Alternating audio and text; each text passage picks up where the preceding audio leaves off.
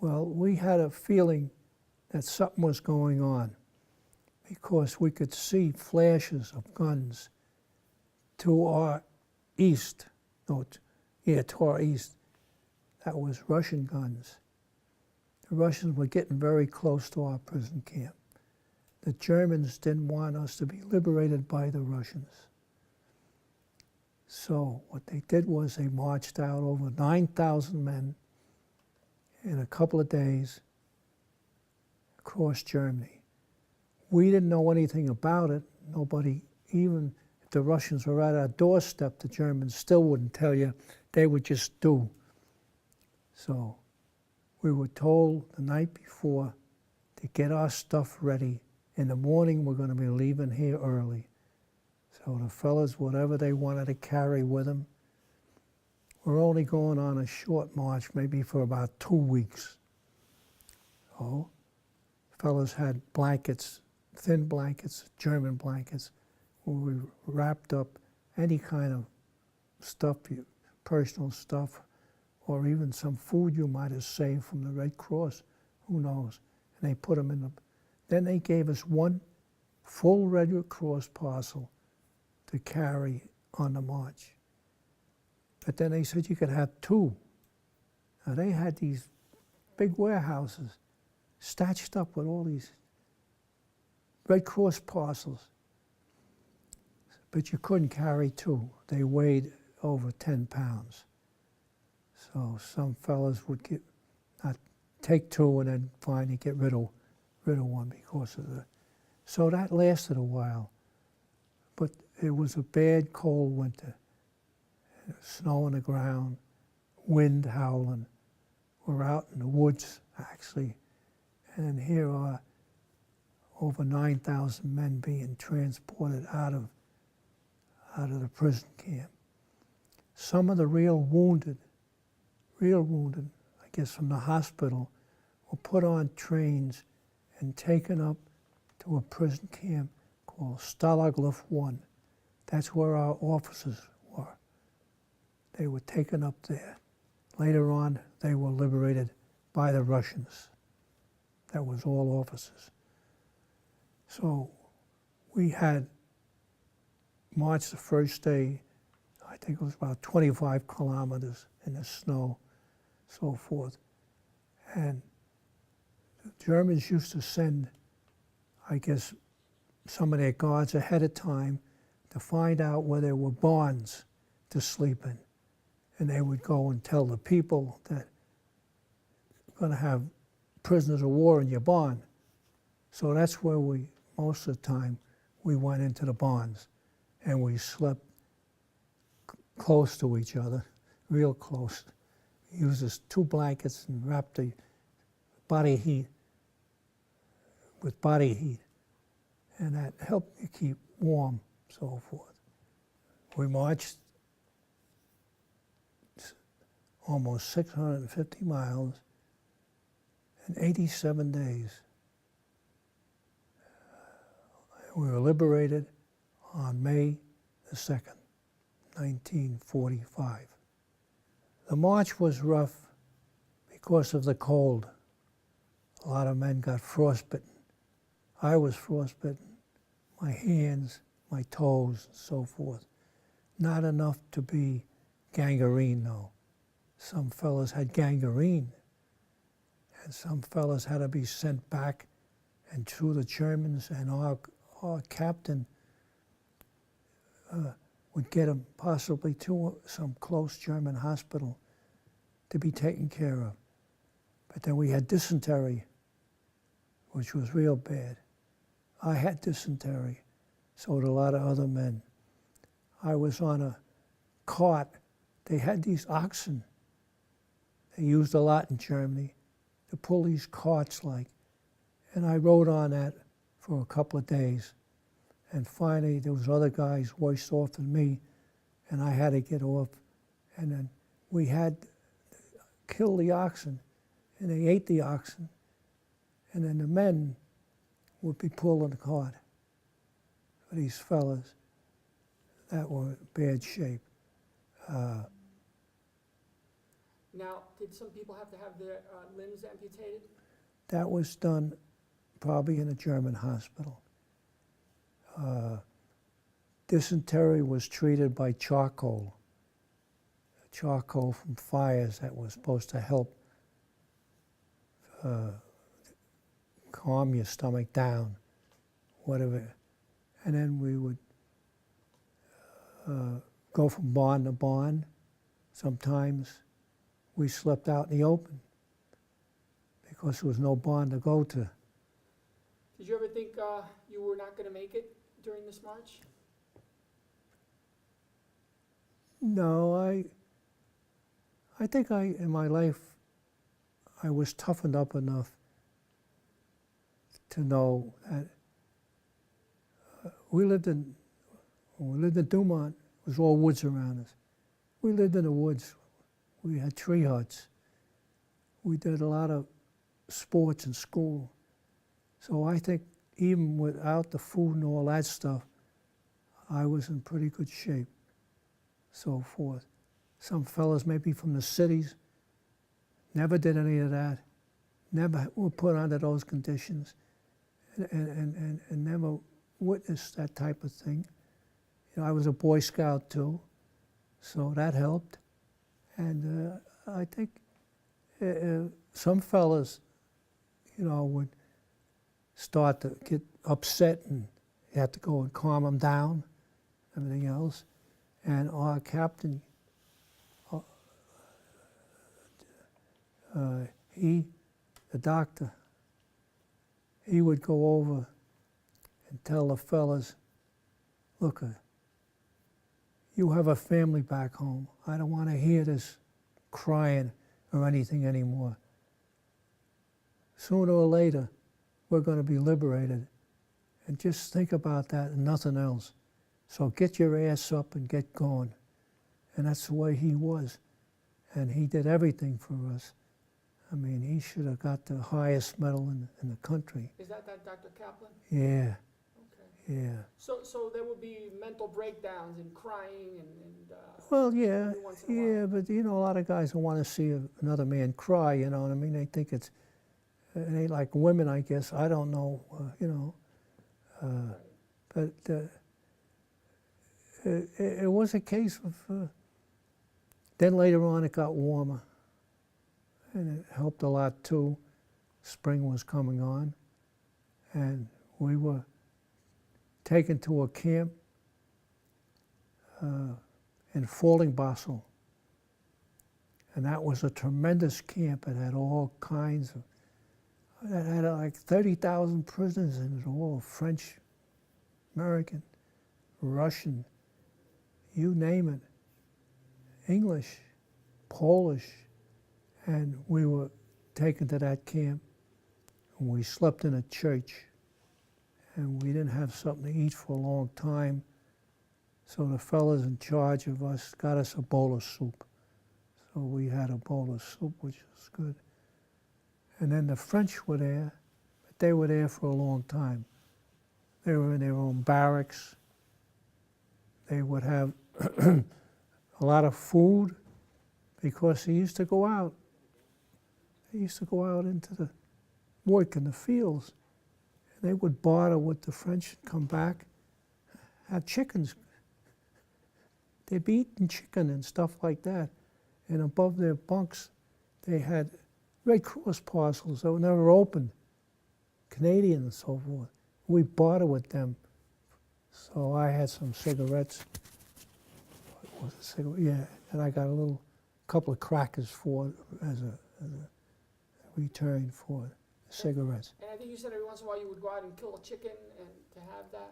Well, we were on a march. You had to be very careful, though, because, you know, the most thing we tried to find was potato piles. Killing a chicken was very rare. It was very ticklish, too, and they had to try to cause a commotion over here so the German guards would be paying their attention over there. Of course, we only had a little over 250 men with us. Well, I tell you about the one time we went into this one one barn, and there was a woman, and what happened was some of the fellows snuck out and found a coal cellar where she kept all her whoosh, all kinds of whoosh and stuff like that, you know, meat. They found it, took a lot of it out, and hid it in the woods alongside of us. And she went out and saw it missing. And she started to yell. German, of course. German guards got us up, stood us all around in a circle, and said, if we don't get that food back, you know, we had guys who talk German and they could talk some English. So they went in the woods and brought the stuff back. And they had their guns already cocked. They were going to kill all of us because of that one incident. So they wanted us first to point out who did it, and we didn't do that, and that's when they really got mad. So those fellas, I don't know what happened to them, but they were left behind. So whether they were killed or what, who knows, accounted for, who knows. It was two fellas that actually did it. During the time that you were in the prison camp or during that long march, did anyone try to escape? And if so, what happened? No. The biggest thing is that the hardest thing was to get across rivers. The Germans had all rivers very well protected. In other words, they did, two fellas try to escape, I think, and they caught them by the river, and they brought them back they didn't punish them, though. They brought them back into the Russians, the Germans knew that the war was all around us, you know, and they knew damn well the war was going to be over soon. So what happened was they took us out of there, and we marched a while. Then they put us on a train, and these here 40 and 8 boxcars, they call them, standing up, no windows in it. There was some guys sat down, were sitting down in between the men, but we stood there and we didn't move. And for about a day and a half, we sat just on this siding somewhere. Finally, a train comes along, and they tow us to a spot. We get off, start to march again. And while we're marching, all of a sudden, we heard noise and stuff like that, you know, gun fire, cannon fire. And a German soldier, one of the German soldiers with our Dr. Kaplan and a fellow by the name of Troy, they went, got together, and decided that the war was over. So they went out looking for British troops. British troops came, and the Germans had to throw their guns down, the guards, and they were made our prisoners. We were free, and they were prisoners. Well, of all the time spent in the prison camp, I think most guys, that made them feel better because they knew they were free and they made it. So that was the biggest uplift that any of the soldiers actually witnessed, you know. So you got to witness that surrender? What Yes. was the reaction? Did people break out in cheers? Did they cry? Oh, no. What was the emotion at the time? Broke out in cheers and yelling and whooping it up like it was 4th of July or something. They would have had fireworks. They would have shot the fireworks off. Some fellas grabbed bicycles, started riding the bicycles towards the British troops, and I walked with a couple of guys about 5 more kilometers. Then we were in the British hands, completely in the British hands. And what happened to those German soldiers? When they were marching you, it was all at gunpoint, or it was just walking? No, they were walking. It was almost like they were relieved too. You got to remember, you know, whether you're German or American, they got a lot on their mind too, you know, I guess, you know, and so forth. They were doing a job, protect, you know. So during the march, there was no mistreatment, like purposeful, they weren't going out of their way to mistreat you during the march? No, it's one thing, no. It's one thing that they didn't do. They didn't care whether you were, well, you couldn't be black, but I mean, they didn't care whether you were Hindu or, they just had to make sure that they were taking orders. There was an order came in through Berlin, through Hitler, I mean. Now, whether it's true or not, I don't know. But a lot of guys, that he gave orders to annihilate all the prisoners. Now, we wasn't the only prisoners on the march. There was prisoner camps all over Germany, and they were on the march too, but they didn't march. Some of them only marched maybe a couple 100 miles, something like that, but we were the ones that had the longest march. What was the purpose of that march? To get you where? Away from the Russians. Okay. They didn't want us liberated by the Russians. Did many fellows not make it in the march? Did any of them fall and get left behind? Or? Well, there was some fellows that were real sick were left behind with other guys like us that were healthier, and never knew what happened to them, you know what I mean? They just couldn't go no more. And those are the guys they left behind, certain little villages and so forth. See, we went through villages. We didn't go through very many cities, big cities. The march across Germany, which is called the Death March, started on February 6th, a day before my birthday. And it started from Groß-Tachau, Germany, which is about 20 miles south of the Baltic Sea. We marched 650 miles in 87 days and were liberated by the British, Montgomery's troops, on May the 2nd, 1945, in a town called Buchen. After we were liberated, we were in Belgium, Brussels, Belgium. Brussels, Belgium has a boy in a circle. I don't know what they call him, but he's pisser boy, we call him, because he's urinating, a statue. And at that time, we had a little time for ourselves, so they took us. So I went up to a store with a couple of guys, and I had an ice cream. Never had in quite a while. Banana split. From there, we were deloused.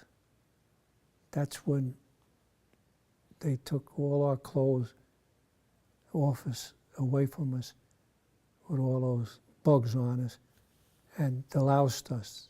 You know what delousing is? The powder spray all over you.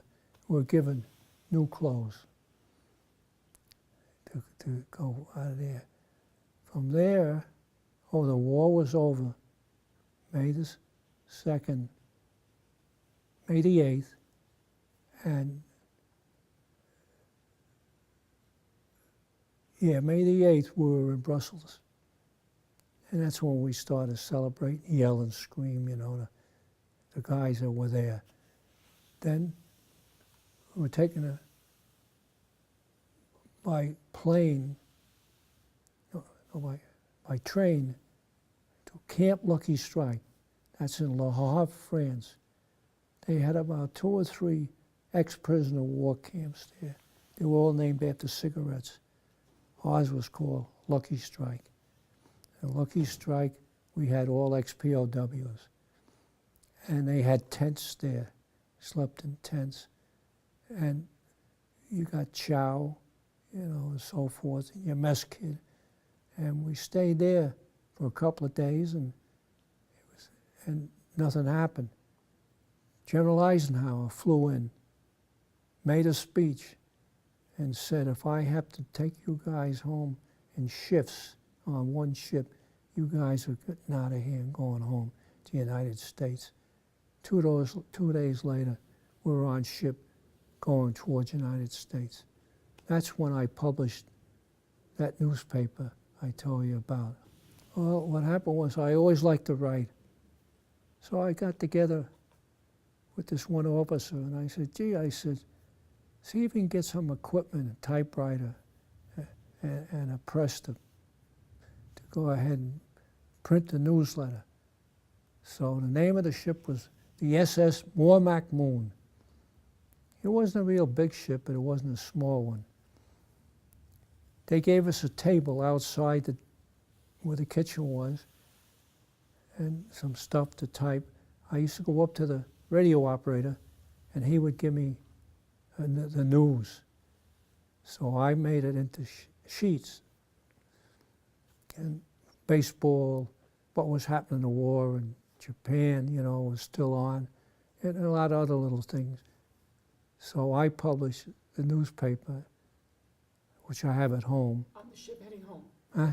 On the ship heading home? Yeah. Out of eight days it took us to take it home, I think I published 6 newspapers. And what happened, we were supposed to come into New York City and see the Statue of Liberty. And we didn't. We went to Norfolk, Virginia, Camp Patrick Henry. That's a naval base. And we got off of there, and they had bands playing and people waving. And we went into Chow. Well, first we went to a big hall, and the commandant said, I know what you fellows were through, but you're in the hands of the Navy now, and we're going to treat you well. So the first meal we got was tablecloths, knives and forks, you name it, right? But right after that, right back to the same thing. Get the mess kit, get online, so forth. But then we were given furloughs, a 60-day furlough to go home. On a 60-day furlough, I went home, met my daughter for the first time that was born while I was in a prison camp. So when you got home, did they know you were arriving at that moment? Yes, they know I was. They were expecting you. Yeah. What was it like to see your wife and your daughter? Tell me about. Well, it's something you can't explain. I mean, you know, a lot of crying, and of course she lived with her sister, and my brother-in-law was in the service too, so they lived together up in Halden in a small apartment, in a 2-family house, I think. No, it was all around. It was, you know, it was a relief. My mother too, you know, and so forth. After the 60-day furlough, I was sent a telegram to report to Atlantic City. And the pageant was going on, Miss America. Bess Meyerson was in that. Now, at the time, they put on a bulletin board. We were staying in a hotel. Put on a bulletin board that they need escorts for these girls. So I put my name down. What the heck I got to lose? So finally, I got called in the office, their office, and they said, you can't be an escort. You're married. We don't, no married men are allowed to be escorts. I said, oh, shit. But anyway, so what happened was, then I got the telegram to go home. I got 12 more days. So I went back home. Then after 12 days, I went to Camp Dix. And I was Camp Dix. And what happened was, by that time, my foot was okay, but it still bothered me a lot. Now, the officer there interrogating us said, you're in so-and-so group. We became groups like to be discharged.